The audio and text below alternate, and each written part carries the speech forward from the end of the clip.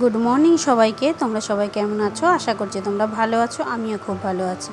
সকালে দেখো চলে আসলাম ওপরে, এসেই দেখছি সেই সকাল থেকে শ্রাবণের ধারা ঝলছে ঝড়ো ঝড়ো। চলে গেলাম রান্নাঘরে, করে নিলাম দেখো সকাল সকাল একটু লুচি আর একটু তরকারি। সোনু যেহেতু আজকে ওয়েক আপ ছিল, তাই জন্য ও বললো লুচি করতে করে। এবার বাইরে যেহেতু বৃষ্টি পড়ছে, ওরা খাটে বসেই জলখাবার খেলো, আমিও দিয়ে দিলাম। চলে আসলো তারপরে বাজারে এইসব সবজি ছিল, চিচিঙ্গে, পটল, ঝিঙে, তারপর হচ্ছে ধনে পাতা, টমেটো, এসব তো ছিলই। তা থাকার পরে মাছটা তখনও আনেনি, কাঁচা লঙ্কা, ধনে পাতা এসব ছিল। তারপরে মাছটা আনেনি, তারপরে বললো মাছটা পরে দিয়ে যাচ্ছি। তারপর আবার মাছের সঙ্গে দেখো আবার নিয়ে আসলো বাঁধাকপি, পমপ্লেট মাছ ছিল আজকে, ভেন্ডি, তারপরে আমড়া, এসব নিয়ে আসলো। এবার এত সবজি দেখে আমার তো মাথায় কাজ করছিল না আমি কী রান্না করব। অনেক ভেবে চিন্তে যাক ঠিক করলাম একটি রান্না করব।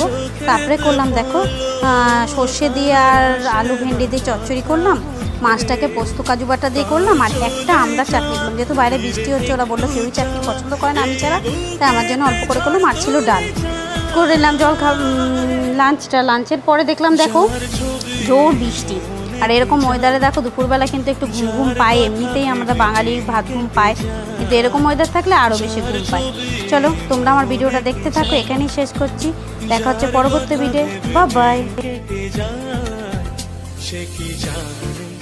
শুধু তাকে